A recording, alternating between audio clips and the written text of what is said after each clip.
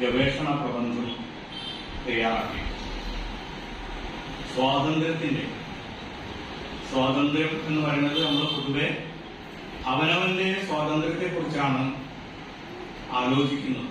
സത്യത്തിൽ സ്വാതന്ത്ര്യം എന്നത് എന്റെ സ്വാതന്ത്ര്യമല്ല, വേറൊരാളുടെ സ്വാതന്ത്ര്യം അംഗീകരിച്ചു കൊടുക്കലാണ്.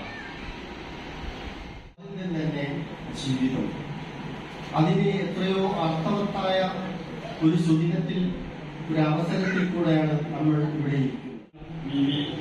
മുഹമ്മദ് അഷ്റഫ് മറ്റു സഹോദരി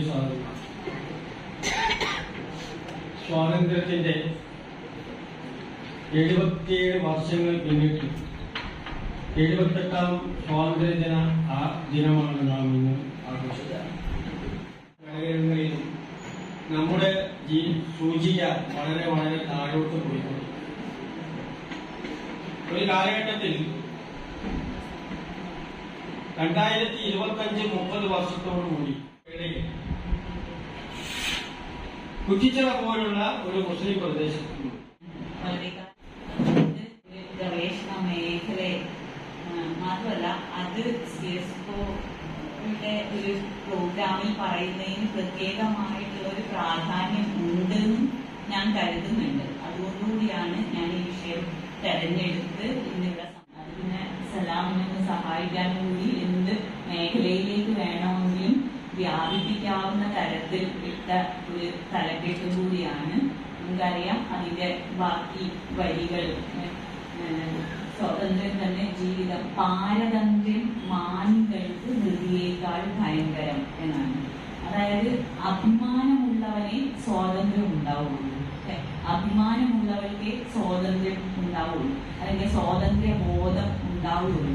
അതുകൊണ്ട് അഭിമാനമില്ലെങ്കിൽ നമുക്ക് എത്ര വേണമെങ്കിലും അടിമത്വം സഹിച്ചുകൊണ്ടിരിക്കാനായിട്ട് പറ്റും. നമുക്ക് അടിമത്വം ഒരു പ്രശ്നമായിട്ട് ഉണ്ടാവില്ല.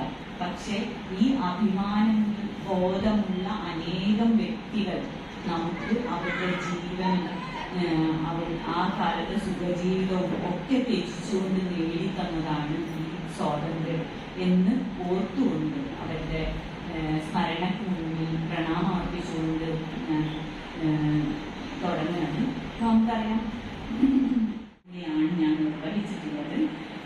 ഒന്നാമതായിട്ട് നമ്മൾ ഇത്തരം ചരിത്ര പുസ്തകങ്ങളിലൊക്കെ തന്നെയും ഒരു മലബാറിനെ മുഴുവനായിട്ടും സ്വാധീനിച്ച ഒരു ചരിത്ര സംഭവം എന്ന് നമ്മൾ പറയുമ്പോഴും ഈ ചരിത്ര പുസ്തകങ്ങളിലൊക്കെ തന്നെ തെരഞ്ഞാലും നമ്മൾ സ്ത്രീകളുടെ സാന്നിധ്യം ഇതിലൊന്നും കാണുന്നില്ല. ഈ ഇതിനെ കുറിച്ച് എഴുതപ്പെട്ട പുസ്തകങ്ങളിലൊന്നും. അതേസമയം ഞാനിങ്ങനെ നാട്ടിൽ നിന്ന് കേൾക്കുന്ന കഥകളിലൊക്കെ തന്നെ സ്ത്രീകളാണ് പ്രധാന കഥാപാത്രങ്ങളായിട്ട് വരുന്നത്. അപ്പൊ എന്തുകൊണ്ടാണ് നാട്ടിലുള്ള കഥകളിൽ കൂടുതലായിട്ട് സ്ത്രീകൾ ഉണ്ടാവുകയും എഴുതപ്പെടുന്ന ചരിത്രങ്ങളിൽ സുദീർഘമായ ഒരു സംസാരം കേട്ടുകഴിഞ്ഞു.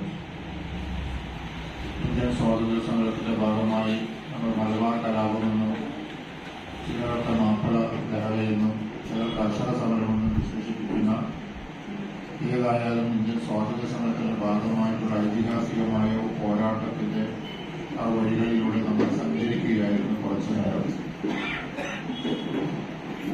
സ്വാതന്ത്ര്യ സമരത്തിന് അല്ലെങ്കിൽ സ്വാതന്ത്ര്യത്തിന് ഒരുപാട് ഇതുപോലെയുള്ള വഴികൾ ഉണ്ടായിട്ടുണ്ട്.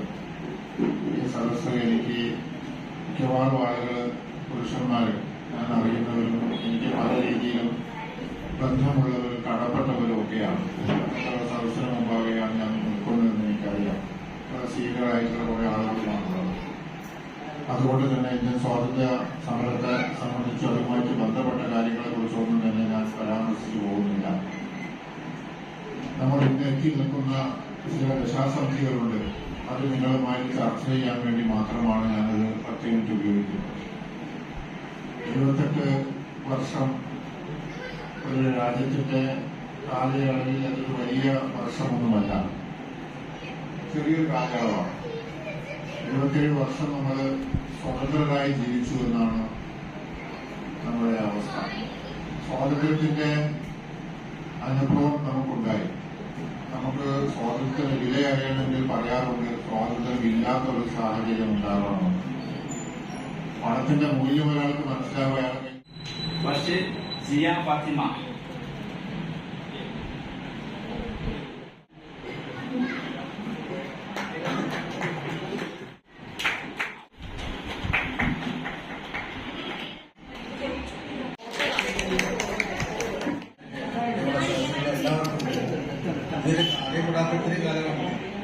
അറിയപ്പെടാത്ത കാര്യങ്ങൾ അവർ ഇവിടെ അവതരിപ്പിക്കുക മാത്രമല്ല സ്വന്തം ഗവേഷണത്തിൽ കൂടെ നടത്തി മനസ്സിലാക്കിയ കാര്യങ്ങളാണ് ഇവിടെ.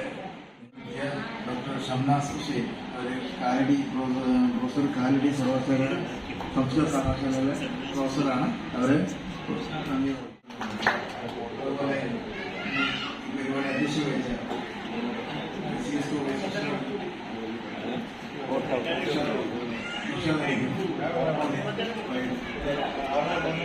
ഈ പരിപാടി ഉപഹാരസമർപ്പണം നടത്തിയ